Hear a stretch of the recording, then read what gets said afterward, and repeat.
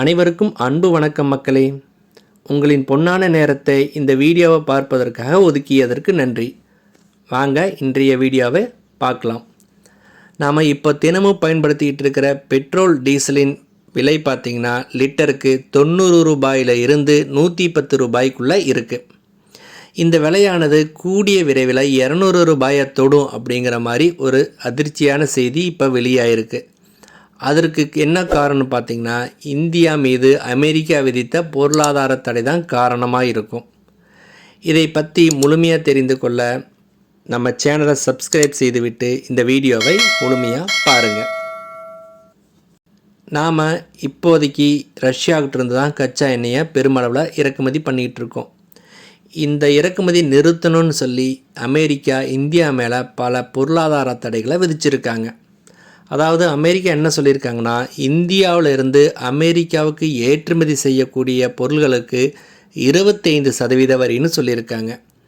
மேலும் 10% அபராதமும் கட்டணும் அப்படின்னு சொல்லியிருக்காங்க. இந்த நடைமுறை ஆகஸ்ட் 1ஆம் தேதியிலேருந்து நடைமுறைக்கு வந்துருச்சு அப்படின்னு அமெரிக்கா சொல்லியிருக்காங்க.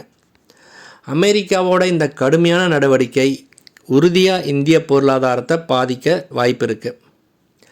அமெரிக்காவில் இந்த நடவடிக்கையால் இந்தியா கச்சா எண்ணெய் வாங்கிறதுக்கு 9லிருந்து 11 மில்லியன் அமெரிக்க டாலரை அதிகமாக கொடுக்க வேண்டியது வரும். அதாவது 9.6 லட்சம் கோடி அளவில் நமக்கு எக்ஸ்ட்ரா செலவினம் ஏற்பட வாய்ப்பு இருக்குதுன்னு பொருளாதார அறிஞர்கள்லாம் சொல்கிறாங்க.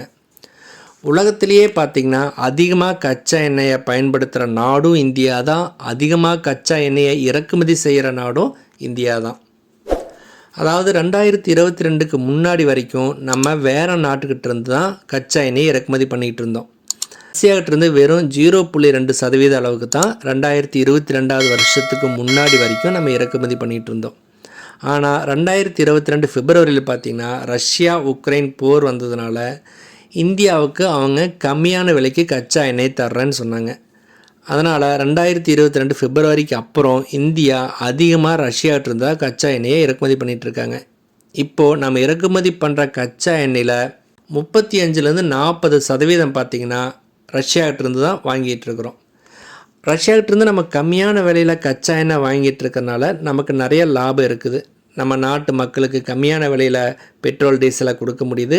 அதே மாதிரி இறக்குமதி பண்ணி நமக்கு கொடுக்குற எண்ணெய் சுத்திகரிப்பு நிறுவனங்களுக்கும் நல்ல லாபம் கிடச்சிக்கிட்டு வந்துட்டு இருந்தது. ஆனால் இந்த விஷயத்தில் இப்போ அமெரிக்கா விதித்த அந்த பொருளாதார தடை மிகப்பெரிய தாக்கத்தை ஏற்படுத்தும்னு எதிர்பார்க்கப்படுகிறது. அமெரிக்காவோட இந்த கடுமையான கட்டுப்பாடால் ஒருவேளை இந்தியா ரஷ்யாக்கிட்டேருந்து கச்சா எண்ணெயை வாங்கிறத நிறுத்திடுச்சுன்னா ஒரு பேரலுக்கு 5 அமெரிக்க டாலரை எக்ஸ்ட்ரா கொடுத்து வேறு நாட்டுக்கிட்டேருந்து வாங்க வேண்டியது இருக்கும். ஒரு பேரலுக்கு $5 சின்ன தொகையாக தான் தெரியல. ஆனால் இந்தியா ஒரு நாளைக்கு மட்டும் 1.8 மில்லியன் பேரல் கச்சா எண்ணெயை ரஷ்யாவிட்டிருந்து வாங்கிட்டு இருக்கிறாங்க.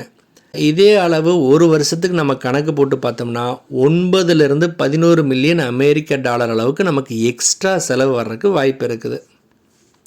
இந்த நிலைமையில் உலக அளவில் கச்சா எண்ணெய் விலை அதிகரிக்குது அப்படின்னா நமக்கு இந்த செலவு இன்னும் அதிகமாகிறது தான் வாய்ப்பு இருக்குது.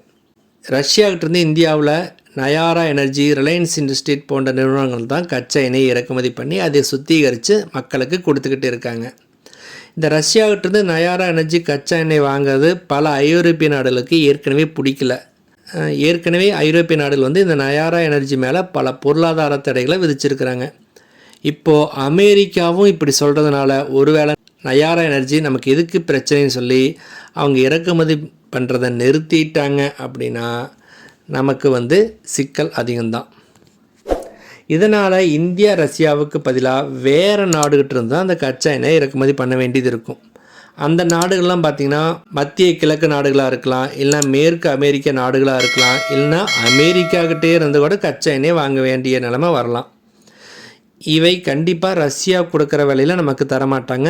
அதை விட கண்டிப்பாக அதிக விலையில் தான் நமக்கு கொடுப்பாங்க. அது இல்லாமல் அங்கேருந்து ரஷ்யாக்கிட்டேருந்து நம்ம ஈஸியாக சரக்கை கொண்டுக்கிட்டு வந்துட்டு இருந்தோம். இப்போ அமெரிக்கா, ஐரோப்பிய நாடுகள்கிட்டருந்து நம்ம வாங்குகிறோம் அப்படின்னா கொண்டுகிட்டு வர செலவும் நமக்கு அதிகமாக இருக்கும். மேலும் நாட்டுக்கு நாடு கச்சா எண்ணெயோட தரமும் வேறுபட்டு தான் இருக்கும். இந்த மாதிரி பல பாதிப்புகள் இந்தியாவுக்கு இருக்குது. இந்தியா ரஷ்யாவை விட்டுட்டு வேறு நாடுலேருந்து கச்சா எண்ணெய் பெறுவதாக செலவு அதிகரிக்கும் சூழலில் என்ன பண்ணுவாங்கன்னா, நமக்கு இந்தியாவில் பெட்ரோல் டீசலுக்கு போடுற வரியை குறைச்சாகணும், இல்லைனா அதுக்கு கொடுக்கக்கூடிய மானியங்களை குறைக்க வேண்டிய நிலைமை வரும். ஏற்கனவே நம்ம நாட்டில் நிதி பற்றாக்குறை இருக்கிற சூழலில் இவங்க பெருசாக வரியும் குறைக்கல, மானியத்தையும் சேர்த்து கொடுக்கல அப்படின்னா அந்த விலை அதிகரிப்பு எங்கே வரும்னு பார்த்திங்கன்னா நம்ம தலையில் தான் வந்து விழும். அதாவது இப்போ 100-110 ரூபாயில் இருக்கிற பெட்ரோல் டீசலோட விலை பார்த்திங்கன்னா சர்வசாதாரணமாக 200 ரூபாயை நெருங்கிடும். இந்த மாதிரி பெட்ரோல் டீசலோட விலை அதிகரிக்குது அப்படின்னா நம்ம நாட்டில் பணவீக்கம் அதிகமாகும், இந்திய ரூபாயோட மதிப்பு சரிவும், இந்த மாதிரி பல பொருளாதார பாதிப்புகள் ஏற்படும்னு பொருளாதார அறிஞர்கள்லாம் சொல்கிறாங்க. சரி, அமெரிக்காவோட இந்த கட்டுப்பாட்டுக்கு இந்தியா என்ன முடிவெடுக்கும் அப்படிங்கிறத நம்ம பொறுத்திருந்து தான் பார்க்கணும். இந்த வீடியோ உங்களுக்கு சிறிதளவேனும் பயனுள்ளதாக இருந்திருந்தால் எங்களுக்கு மகிழ்ச்சி தான். அனைவருக்கும் நன்றி, வணக்கம்.